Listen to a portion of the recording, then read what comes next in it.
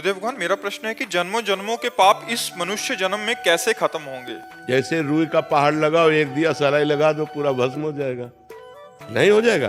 तो ऐसे ही ये दिया सलाई केवल भगवान के पास है, हमारे पास नहीं है, आपके पास नहीं है। भगवान ने कहा सर्वधर्मान परित्यज्य मामेकम शरणम ब्रज अहम त्वाम सर्व पापेभ्यो मोक्षयिष्यामि मा शुचः। तू सब धर्म कर्म को मेरे समर्पित करके मेरी शरण में हो जा, मैं तेरे सारे पाप नष्ट कर दूंगा। मैं तेरे सारे पाप नष्ट, भगवान सारे पाप नष्ट कर देंगे। तो हमें भगवान का नाम जप करना चाहिए, भगवान का नाम कीर्तन करना चाहिए, भगवान की लीला कथा सुननी चाहिए, भगवान के भक्तों का संग करना चाहिए, सब में भगवान की भावना करके सेवा करनी चाहिए। हमारे सारे पाप भगवान नष्ट कर देंगे। कभी गृहस्थ जीवन में रह के कभी कभी कुछ ना कुछ मुश्किलें आती है, मतलब ध्यान ऐसे भटक जाती है। नहीं, मुश्किल ध्यान भटकता तो सबका है और मुश्किलें सबके आती हैं, आपकी ही बात नहीं है। हर मुश्किल से लड़ने के लिए हमें मनुष्य जन्म मिला है, भागने के लिए नहीं। सबके पास मुश्किलें हैं, चाहे बाबा जी हो, चाहे गृहस्थ हो, चाहे जवान हो, चाहे बूढ़ा हो, चाहे स्त्री हो, चाहे पुरुष हो। कोई ऐसा नहीं जिसके जीवन में मुश्किलें ना हो। क्यों भाई, तुम मुश्किल रहित हो क्या? हम भी मुश्किल में है, तुम भी मुश्किल में हो, लेकिन हम मुस्कुराते हैं, तुम चिंता में हो।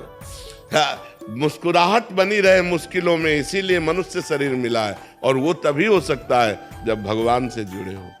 अगर भगवान से नहीं जुड़े तो आप मुस्कुरा नहीं सकते, पक्का समझो। भारी से भारी विपत्ति और दुख में भी जो मुस्कुरा के कदम बढ़ावे वही तो मनुष्य है। जब भगवान को विपत्ति मिली तो हम इंसान को क्यों नहीं मिल सकती? राम जी को सुबह राज्य मिलना था और समय के 14 वर्ष का वनवास मिला। थोड़ा विचार करो कि अगर हमारे पास ऐसी विपत्ति हो तो जीना मुश्किल हो जाए। सुबह चक्रवर्ती राजा बनना है और शाम के नंगे पैर वनवासी वेश 14 वर्ष किसी ग्राम में नहीं जाना।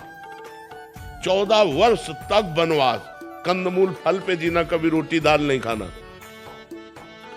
तापस वेश विशेष उदासी 14 वर्ष राम वनवास। कितना बड़ा कष्ट भगवान को झेलना पड़ा। फिर हम इस मृत्यु लोक में जन्म लेकर मनुष्य होकर, ऐसी समस्याएं तुम्हारे पास है नहीं। बहुत छोटी छोटी समस्याएं आती हैं, उन समस्याओं का समाधान हम विवेक के द्वारा कर सकते हैं, हम भजन के द्वारा कर सकते हैं। हर समस्या का समाधान भगवान है। अगर हम भगवान से जुड़े, भगवान का नाम जप करें तो हमारे अंदर ऐसी बुद्धि आएगी कि हम लड़ सकते हैं, हम जी सकते हैं, हम दुख में भी जी सकते हैं। तो यही कला आप भी सीख सकते हो। खूब नाम जप करो, भगवान से चित्त को जोड़ो। मरना तो है ही यार, एक दिन तो मरना ही है सबको। रो रो के क्या मरना है यार, आनंद पूर्वक। आज हमें दुख है तो मुस्कुरा के जीते, कल सुख आ जाएगा, अपने आप आ जाएगा। जैसे दिन है वैसे ही रात, रात आई दुख, दिन आया सुख, ये एक क्रम चलता रहता है। दुख सदैव कोई दुखी नहीं रहता और सदैव कोई सुखी नहीं रहता। सब दिन हो तो ना एक समान, दिन बदलते रहते हैं। तो हमें चाहिए मुश्किलों में हम कमर कस ले कि अब मुश्किल आई है, अब मुझे भगवान का सहयोग लेकर इसे जीतना है, इससे हारना नहीं है। मनुष्य शरीर मिला है गलतियों को सुधारने के लिए और मुश्किलों को संभालने के लिए।